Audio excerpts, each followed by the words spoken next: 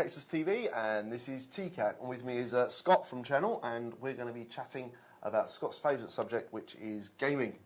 Again, having a look around what's going on. Resident expert I am. Yeah, resident expert on gaming. So we've been having a look at what's been going on the sites this week, and this is actually quite a cool one here, is Jasper. Okay. Yeah, new Xbox 360, codename Jasper.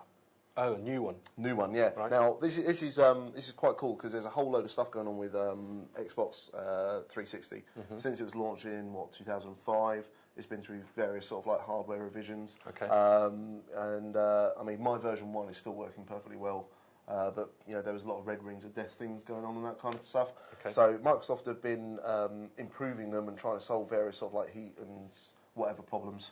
Okay. That have been going on with them, although no one's ever confirmed exactly why these things were red ringing. There was a lot of speculation and stuff like that. But the most important thing is that very, very soon, in fact, by the time it's actually broadcast, it would have happened. But Xbox 360 will be priced at around about $129.99. And what was it when you bought your one back in the day? $279. Wow. Okay, so it's less than half of what it was. Yeah, and that basically prices it very competitively with the Wii.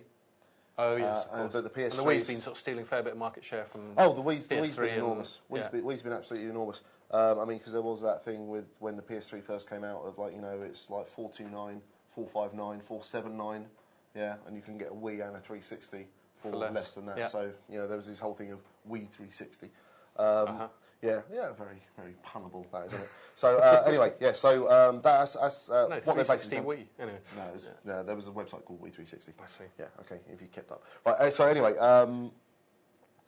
what they're hoping though is that Jasper's actually going to solve all the overheating problems which the 360 has, and also with the price point, it leaves the PS3 still up there with the 299 for the 80 gig version. That's what it is now, is it? Yeah, that's what it is right now. So they're severely undercutting. Yeah, and I mean they've got the units well out there, but the PS3 has a much more loyal fan base. Okay. So that's why that's still doing well. But there is sort of like a projected kind of like timeline for things because you've also got Valhalla, okay, another version of the Xbox 360, which is rumoured to be late 2009. And the difference with this one is that the CPU and GPU are going to be on a single die. Okay. With a mixed 45 nanometer and 65 nanometer processor. Sounds interesting, doesn't it? Sounds basically like they take two things and they just plug it onto the same bit and then cover it with the same heatsink and that's it, job done. It's supposed to be lower power consumption. I see. And I've just got one question on the more sort of economic front. We've got Wii doing very well in the cheaper priced, more sort of casual gaming, family gaming type of thing.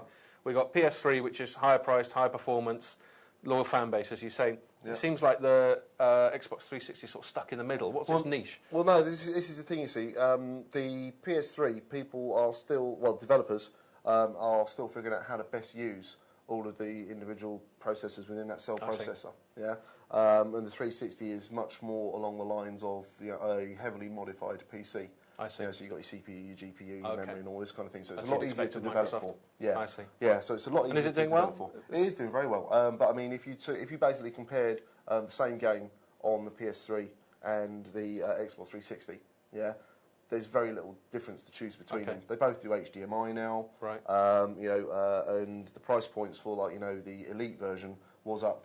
And the games cost about the same, do they? The games cost exactly the same. And everything so you can save yourself sort of 100 quid or so and get a sort of equivalent performance if you...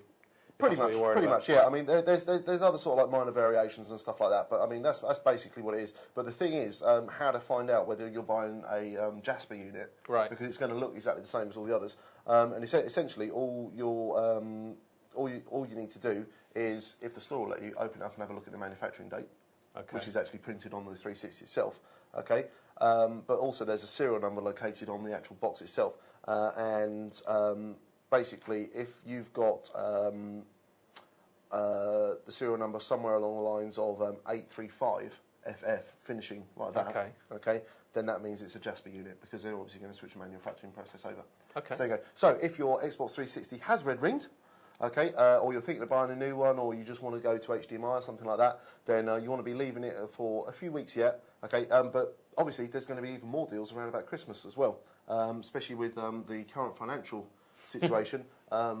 Retailers are going to be absolutely gagging to sell you stuff. So there you go. Just a quick little snippet there on the Xbox 360 Jasper. And if you want to wait even longer, there's Valhalla as well, which you're going to get, aren't you? Oh yeah, won't hesitate. Yeah. Well, Jasper, Valhalla, is there any sort of rationale to these code names? No, just like i7. There you go. Anyway, check back soon on Hexas TV for more on TCAAC. What's a red ring?